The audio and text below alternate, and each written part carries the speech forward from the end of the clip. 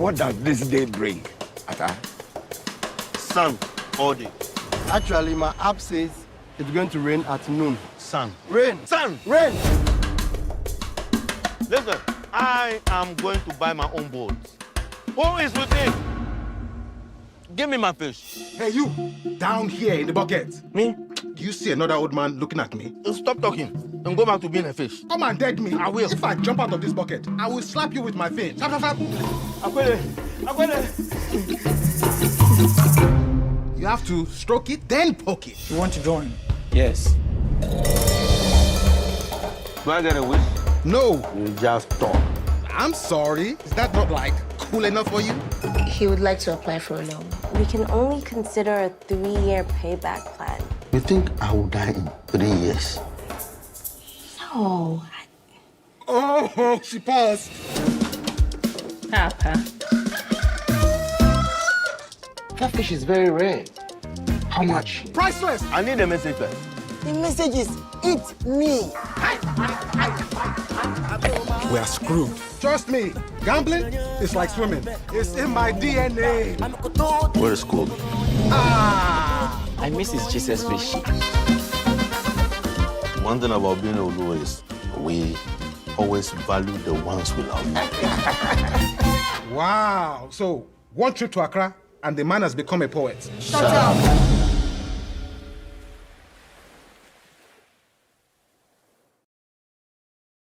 From a historical massive Oscar boost to a billion-dollar video game heading to the stars, and also a conversation about collaboration in African cinema. Welcome to the Film Mandate as we discuss the entire global film spectrum today.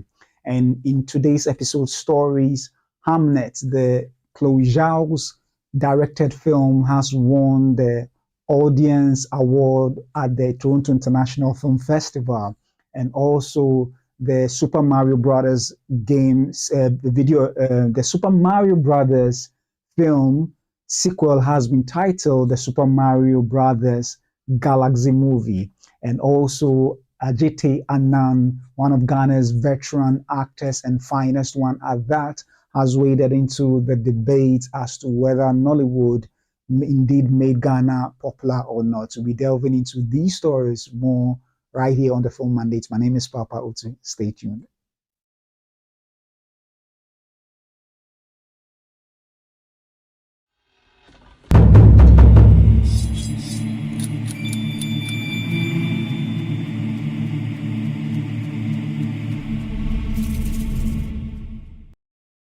Hello and welcome back to the Film Mandate, where I bring to you movie news, reviews, and reactions, both from the African front and the international scene. And thanks for joining me for this Monday episode of the Film Mandate. So we'll be delving into our very first story.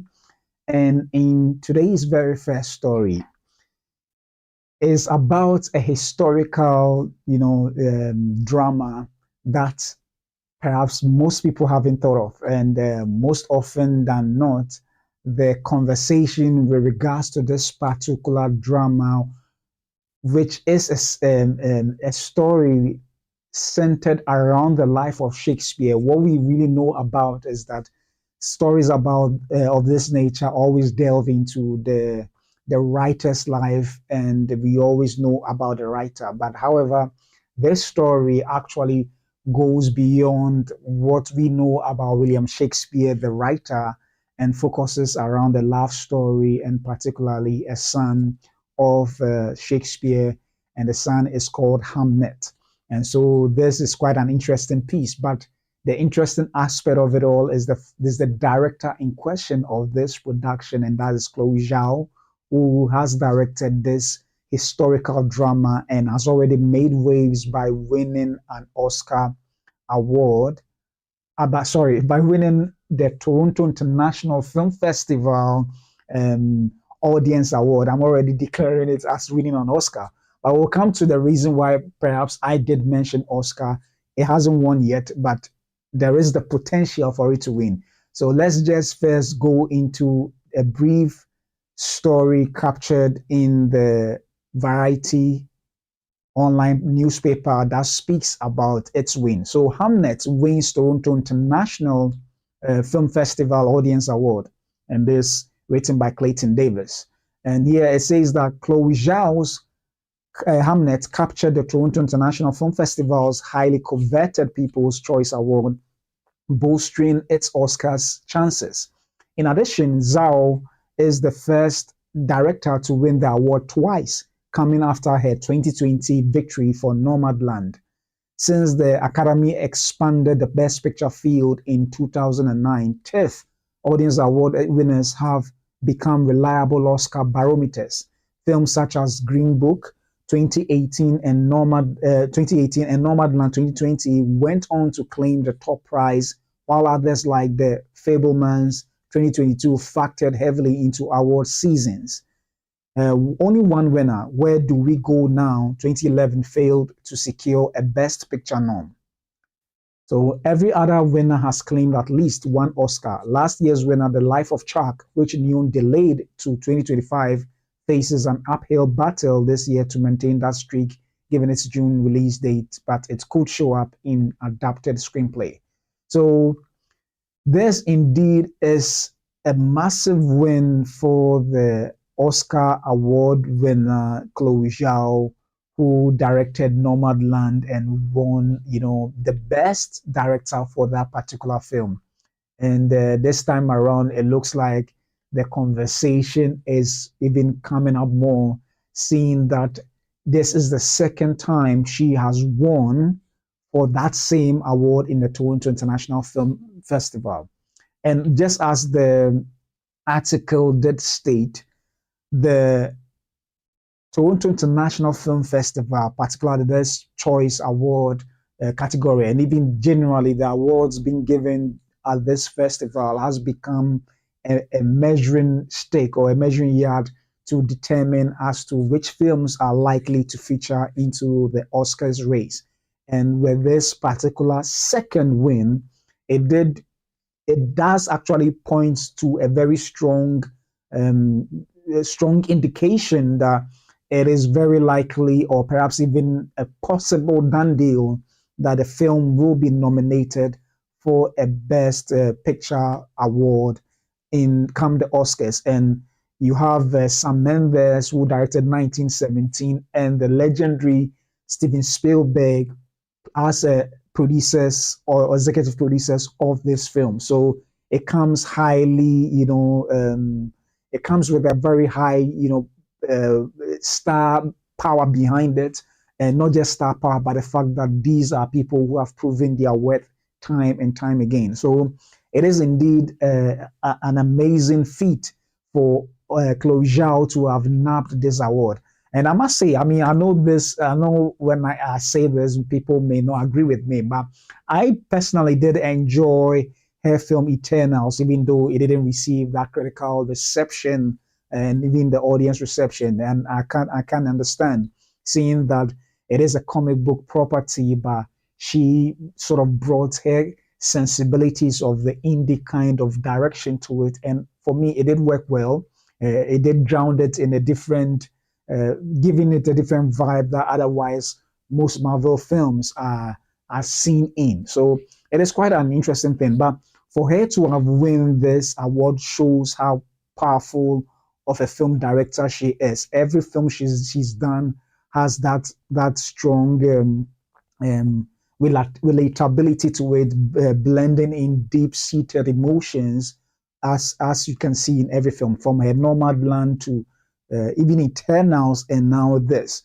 And for this to have won an Oscar, a Toronto International Film Festival Audience Award, indeed is a strong indication that it's likely for her film to be nominated into the Oscars race. And not just that, but also a potential Oscar nomination for her as the best director on come the Oscars next year. So it does really speak volumes as to how gifted of a director she is. And to be very even specific, let me cross-check. Her film, the Nomadland, what's it called, Hamnet, actually topped was the first against the first runner-up of Frankenstein, directed by Guillermo del Toro, and also Wake Up Dead Man and Knives Out Mystery. I'm blanking out on the name of the director, but that is how strong the category of a film of this particular competition or was, and still she won ahead of Guillermo and the director of Wake Up Dead Man and Knives Out Mystery. So that indeed is a strong indication that it will indeed be in the conversation, since we're already in the awards, the moments of the award season, with people already tendering their production in for nomination for the Oscars. So indeed, come the closer to the time of the Oscars, indeed it will be part of the conversation, regardless of what others may think. Already, the film has a critical reception of 88% on the Rotten Tomato score and 90 on the Metacritic. So it comes really highly recommended, even though I think it is yet to release in the cinemas, worldwide. But already, for those who have seen it, for those who have witnessed the performances of Paul Mescal and also Jessie Buckley's, they describe her performance in particular as revelatory, and that speaks volumes. She acted as Agnes, that's Shakespeare's wife. And this story basically actually is based on Hamnet, which is the son of Shakespeare, and it's a fictional imagination as to what might have transpired after the death of Hamnet from a disease around the time. So it is more like a film. It's actually written by, the novel is written by Maggie O'Farrell's novel, Maggie O'Farrell, and it's a novel that imagines the personal lives of and grief of the Shakespeare family around the time of the tragedy where he lost the son. So that would delve much more into not just that aspect, but also the love life, of Shakespeare, and perhaps how this death in the family inspired him to, write some plays that has become very popular today. So it gives us an introspection as to and sort of reconstruct an aspect of his life that we may never be privy to, because at the time there weren't any digital recordings as we have it today. I'm sure one way or the other they might have had some. It's possible that they might have had some kind of article or something written about him, but there are no records at the moment. So this novel, Hamnet, sort of reimagines what they felt when they had this loss in the family, and I think that is a beautiful piece already. If you watch the trailer, you can attest to how powerful of a performance and a story it may be. I haven't watched it, so I can only hazard a guess as to how good of a film it may be. But looking at the past works of Chloé Zhao, you can be rest assured that it will deliver some intense character dynamics, by intense emotions as well, where there you can relate to the subject matters, because as human beings we go through our own losses, we go through our own challenges, and a whole lot. So this indeed is a movie and a must-watch movie, not just in the cinemas, but a must-watch movie come the Oscar season, when we finally get to know which films have been nominated for the Oscars in terms of Best Picture and a possible best screenplay or adapted screenplay, and likely, very, very likely, also a best director nomination for Chloé Zhao. I would even dare possibly say that Jessie Buckley may likely, even potentially, I mean, I haven't watched all films or known all the Oscar films that are in the race at the moment, but from a little, even the description as being revelatory and the little I've seen in the trailers, it may put her, in the ranks of being nominated for Best Actress for this particular film. So it is indeed a good, all this win actually points to a possible, a big, Oscar win come, or even nominations come the Oscar season. So that is indeed a really good, I would say, a good note for Chloé Zhao, seeing that the Eternals movie wasn't well received, and yet she's come out to churn out a very good movie, and it's something I'm looking forward to. So honestly, what this means for her is that the sky is just the limit for her with regards to even just this Oscar seasons, and if she's able to enter into the nomination and win as well, then then we can be rest assured that she will have her pick of movies and projects that she would want to do, and I'm sure every studio will be clamoring for her. It's unfortunate that Eternals didn't go the way as planned, but even for Eternals, it is indeed a very good movie, I must admit. So let me know what you think about Hamnet being the new front runner for the Oscar race, and whatever your thoughts may be, leave it in the comment section. And also let me know whether you'll be going to watch it come the worldwide date release of December 12th. Will you be going to watch a Chloé Zhao film produced by Steven Spielberg and Sam Mendes? Whatever your thoughts may be, kindly leave it in the comment section below. And then moving on from this historical drama with the massive Oscar boost, we move into another territory of a film altogether, and a film adapted from what's it called? A video game franchise that most of us are used to and or know much about, and that is the Super Mario Brothers films. And it wasn't too long ago, about 3 years ago, I think 2 years, that is in 2023, when the Super Mario Brothers was released, and it was released to a rousing reception, to the extent that this video game franchise made over $1 billion, roughly $1,360,000,000, and that is how well it was received. And with this reception, both having a critical reception and also a commercial success, it was obvious that they were going to do a part 2, and part 2 has already been, I think it's already in the post-production stage, where obviously it's animation, so the whole process itself involves a lot of post-production. However, the title for the sequel, though we may think it's the Super Mario Brothers 2, it's been called Super Mario Galaxy movie. That is how it's been named. Let's take a brief read in the Hollywood Reporter and check out what they have to say. So it reads that Super Mario Brothers movie sequel officially gets a title.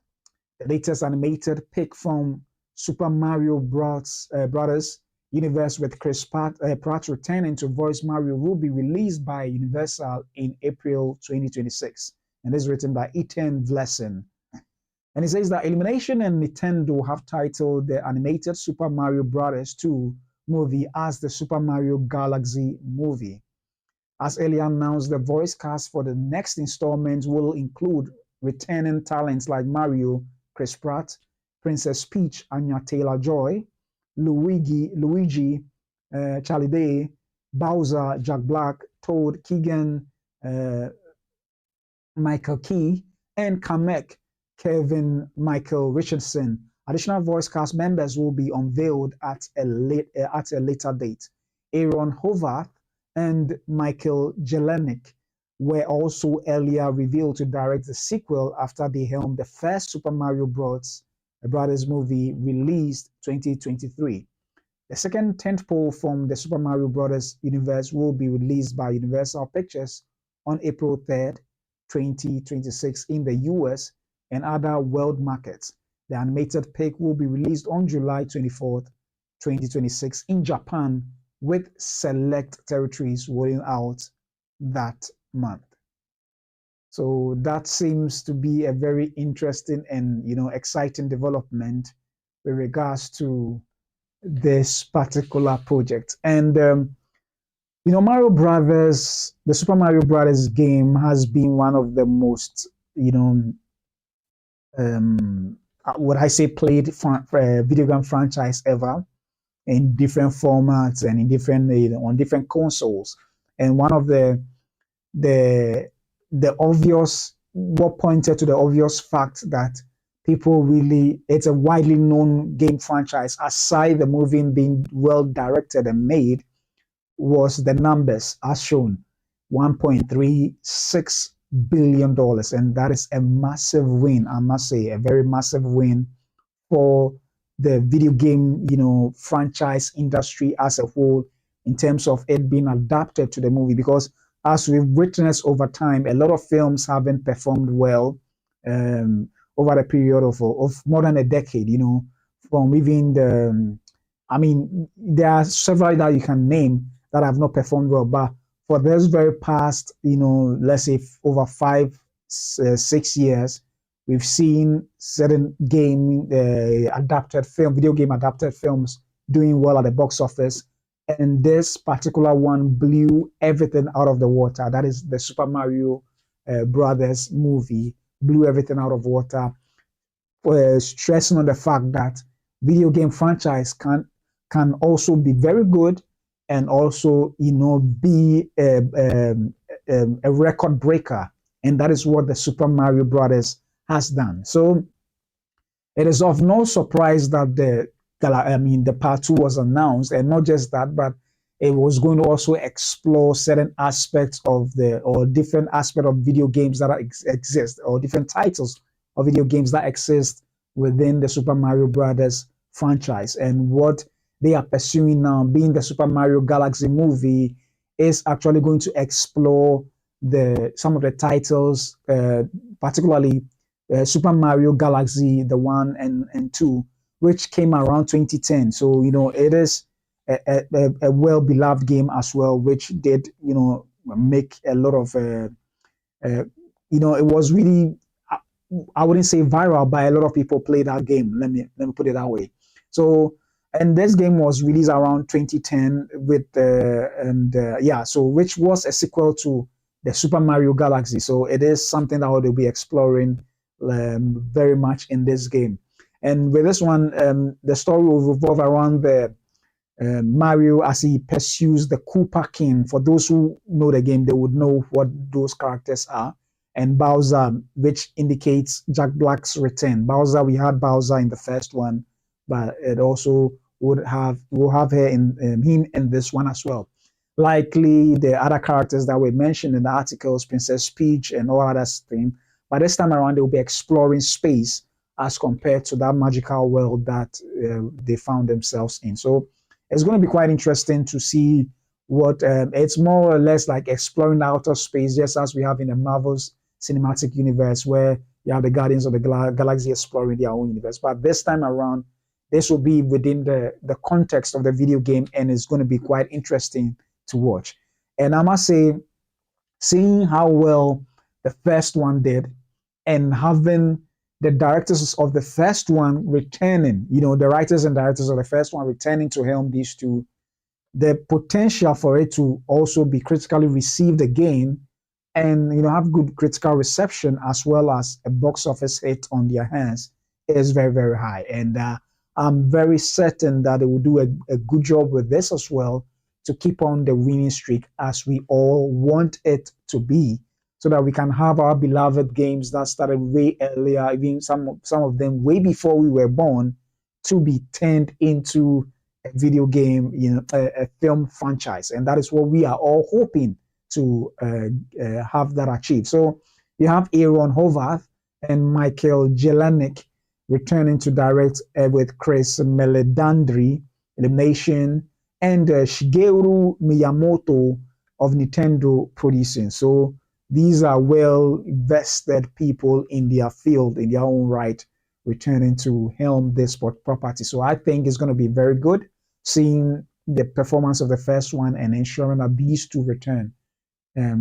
My hope is that it does even better with regards to how quality of a story it is, even than the first one. And hopefully, yes, it should also result in some good box office returns so that studios will keep on making these films. And it looks like that is the very video game franchise that sort of helped boost a lot of studios' confidence in wanting to adapt or acquire video game properties to turn into movies. So that indeed has sort of stirred up the interest in video game franchises into movies in this past couple of years. So that's something that we'll be exploring, from cosmic exploration to planetoids and a villain named, Rosalina. So they will be delving into all these characters and, levels of challenges within the game in the movie, adapted for the movie. So it will be quite an interesting, film to behold when it finally releases in the cinema come April 2026. So we'll be looking forward to that release and how exciting and favor the audience will be towards watching it. So let me know what you think about this particular film, whether it will be able to replicate the success of the first one in terms of critical reception and box office numbers, and then what other strategy do you think they will be adapting for this to even make it far better than the first one was? Whatever your thoughts may be, kindly leave it in the comment section below. And now, moving from a video game adaptation, now we come to the African front, where we'll be talking about collaborations. How has collaborations been helpful to film industries? And recently, one veteran Ghanaian actor who went on a podcast interview made a declaration that Ghanaian actors were already popular before the collaborations between the Black Star film industry and that of the Nollywood film industry. And this conversation seems not to die down yet, not even in a heated way. Just another actor who was asked the question further went on to explain what he thinks about this industry. So let's take a quick look at an article that covers the brief interview, as a matter of fact, a brief interview that Adjetey Anang in the publicity run where he is promoting his new film called Clout, which you should go to the cinemas to watch. Clout. It started showing this weekend. It stars him, Van Vicker, and a number of social media icons in that film as well. So on this particular film promotion run, he was asked the question and he brought out his thoughts on the matter. So let's take a brief look at this article and know exactly what he said. So Ghana-Nigeria movie collaboration lifted both industries, not just actors. And I like that revelation. So that is Adjetey Anang in your short. And it says that amid recent discussions about whether the Nigerian movie industry was responsible for the popularity of Ghanaian actors, veteran actor Adjetey Anang has stated that such claims are not entirely accurate. While Kofi Ajololo describes such statements as disrespectful, Adjetey Anang believes the truth lies in acknowledging the mutual benefits both industries gained from their collaborations. In an interview on Hits FM, Adjetey Anang explained that the large Nigerian audience and the involvement of its A-list actors helped to push the visibility of Ghanaian actors. According to him, working with Nigeria's A-list actors gave Ghanaian talents exposure. He mentioned, however, that the collaboration between both industries worked in our favor, in favor of both sides. He further noted that before Nigeria made progress in the film space, Ghana was regarded as the frontrunner in the industry, especially in terms of technical know-how and artistry. He also said that over time, Nigeria overtook Ghana on several levels. While he admitted that Nigeria had a role in strengthening Ghana's movie industry, Adjetey Anang noted that saying the Nigerian industry made Ghanaian actors popular is an oversimplification. Let's be fair. When we started the collaboration between Ghana and Nigeria, it sort of lifted our image a bit because of their numbers and some of the A-list actors out there. You know that Nigerian does things on a big scale, and therefore the synergy between us and them lifted both industries to a certain level. So they had a role to play as far as that is concerned. But other than that, I think that a lot of inspiration they took from us, whether technical or even artistic. We were the front leaders then, and they made their strides and overtook us in a lot of levels. So on that front, we can't take that away from them, that they had a role to play in building our industry, Adjetey and Anang stated. Yeah, so it looks like he's almost stressing on the same point that veteran actor Kofi Adjelolo did say concerning the fact that prior to the collaboration, which I observed during the times when all these were happening, our Ghanaian actors and even industry as a whole was known for movies. Yes, in Africa in general, maybe aside South Africa, but in West Africa in particular, we were the front runners in terms of the film industry, and the actors were known in their own right.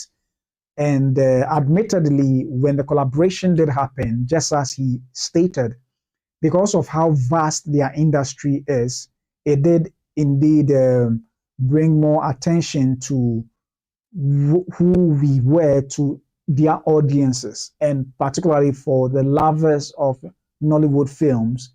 They were also exposed to Ghanaian filmmakers who ended up showing in their films. So admittedly, because of their numbers and how far their films were reaching at the time and even now, it did expose the number of Ghanaian film actors who were collaborating, or even producers or film houses who were collaborating with our Nollywood counterparts. So it did indeed expose this a little bit more as compared to our level of exposure that we had at the time.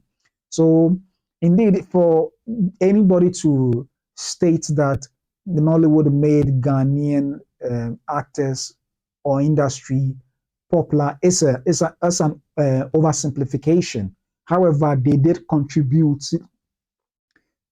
tremendously to the industry, and in both ways, we all benefited. I remember at the time, a colleague friend of mine was like, if I'm interested, he could connect me to go work, in Nigeria as an editor, because at the time there were a lot of skilled workers moving from Ghana to work in the industries there, and it was really wonderful because it was good. It helped give jobs to some filmmakers behind the camera, not just even those in front of the camera. You had people who were working behind the scenes also moved there to lend a helping hand in the industry one way or the other, and in turn they also benefited financially. And it's still ongoing, but not as prevalent as it was earlier on in the early 2000s and the late 2000s, somewhere between the early 2000s and early 2010s thereabout. So it did really help the industry one way or the other. And I do agree that, in as much as it's not really much about whether it benefited Ghana more or Nigeria, whichever way, but that collaboration did point to the potential, the power of synergy.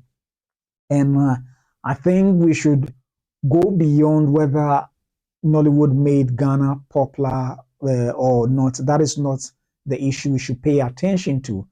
I think the issue should be more of learning from the success of that era and re-teaming again on certain fronts, and not just between two industries. We should be looking at collaborating on several fronts, because one of the things that I learned from that collaboration is that it exposed us both countries to their to the other countries' films. So it brought in a lot of cultural export both from our end to theirs and import from their end to ours. And made us even come. Already we knew some of the stars because we've already been watching Nollywood films, but this collaboration brought more exposure to certain films and certain actors that we may not have known completely. So, and it opened the markets, both markets, to receive, our films, and that helped one way or the other.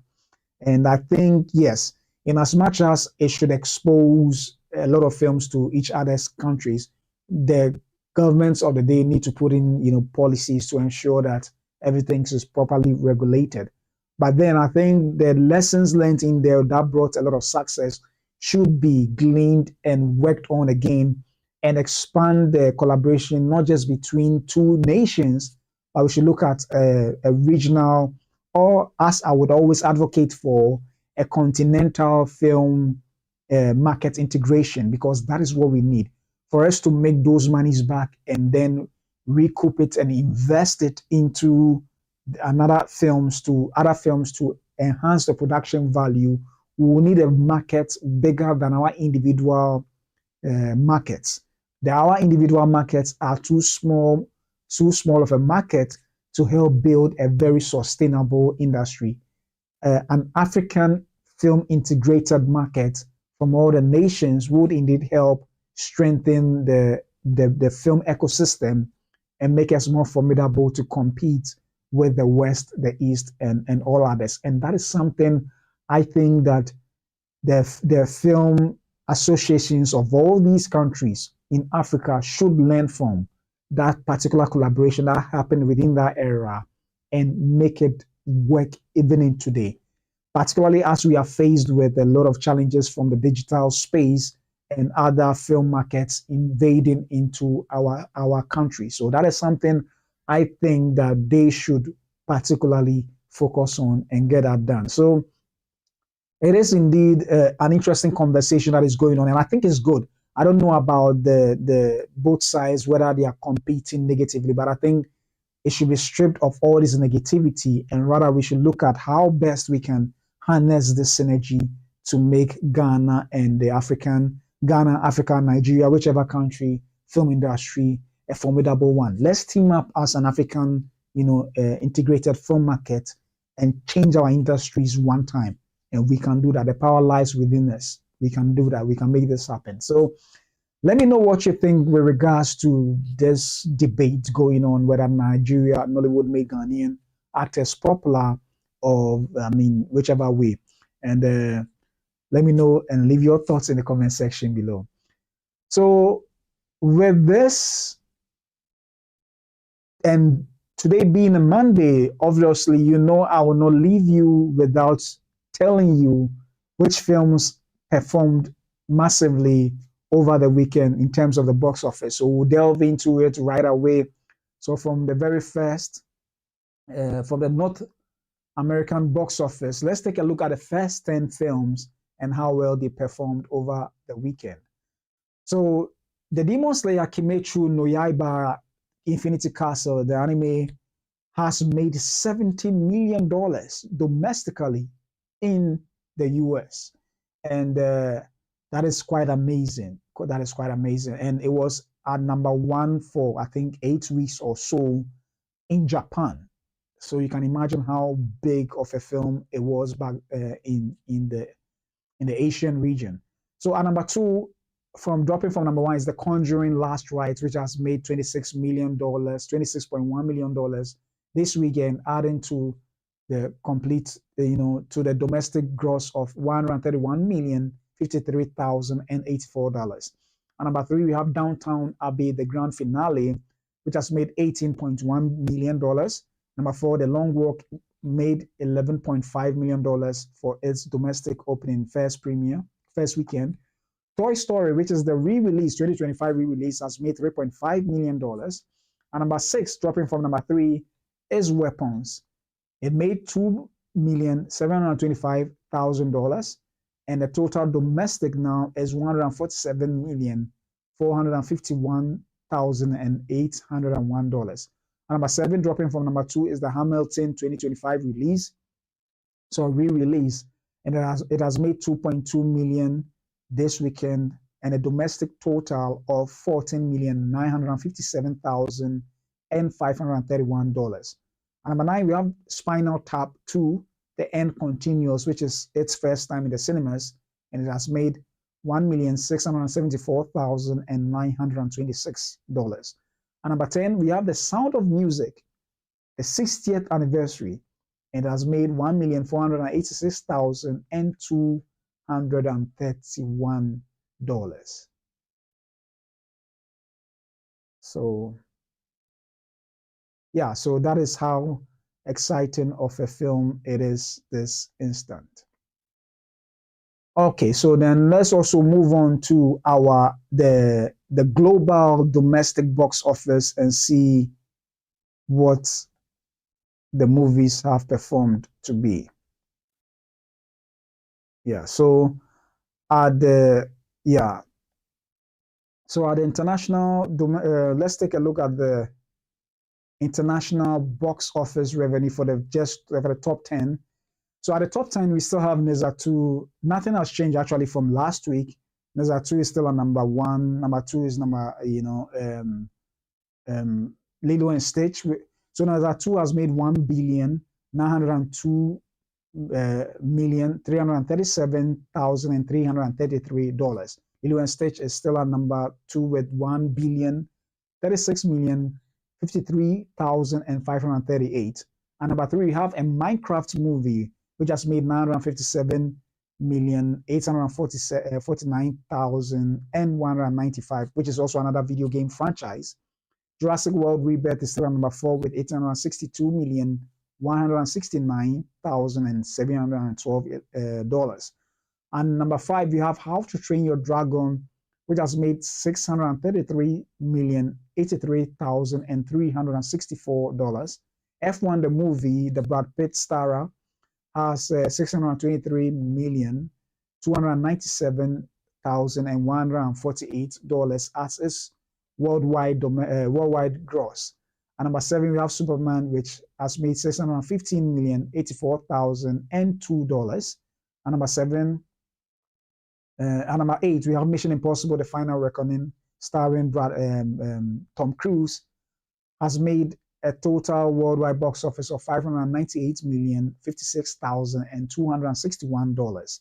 And number 9, we have The Fantastic Four: First Steps, which has made $517,209,627. And last but not the least, just for the top 10, but there is still more.